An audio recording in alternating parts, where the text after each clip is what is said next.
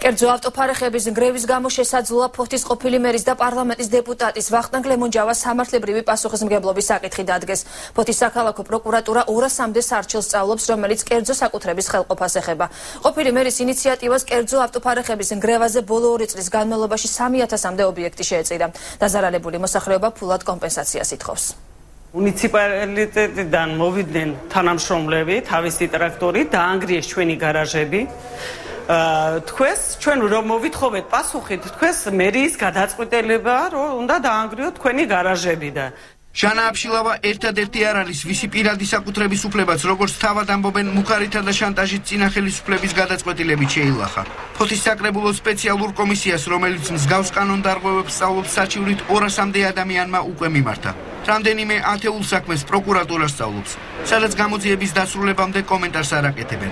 უნდა შეეხება ძირითადად იმას, რამდენად სრულყოფილი აქვს ამ ადამიანების დოკუმენტაცია და შემდგომ დასკვნა გაითვალისწინებს, რამდენად კანონიერადაც მოხდა ესა თუ ის ფაქტი.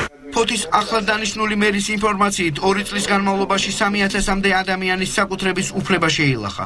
დავით სარსანია გამოძიების დასრულების შემდეგ ყოფილი თანამდებობის პირთა სამართლებრივ პასუხისმგებლობას არ გამორიცხავს.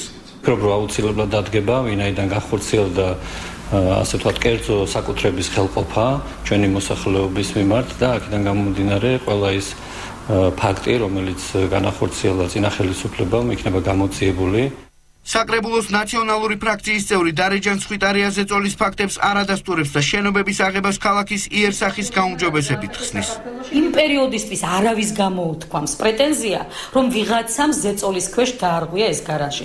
მაგრამ ეხლა გამოჩნდა მთავრობა შეიცვალა. მე არ ვიცი ეხლა ვიღაცის წაქეზების მიზნით ხდება ეს, თუ ვიღაცას რაღაცა აკავშირებს ამასთან.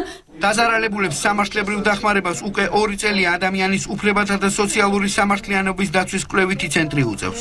ცენტრის ინიციატივით დეკემბერში საკრებულოში სპეციალური პეტიცია შევიდა.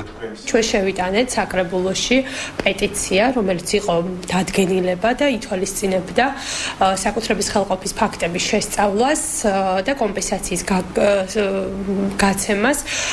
აღნიშნული საკითხი უნდა გატანილიყო საკრებულოზე, თუმცა მიუხედავად იმისა, რომ უკვე თვეზე მეტია ეს პეტიცია შეტანილია საკრებულოში, არანაირი რეაგირება არ მომხდარა. ფოთის დაზარალებული მოსახლეობა ფულად კომპენსაციას ითხოვს. ქალაქის საკრებულოს გადაწყვეტილება ამ საკითხთან დაკავშირებით ერთ თვეში გახდება ცნობილი.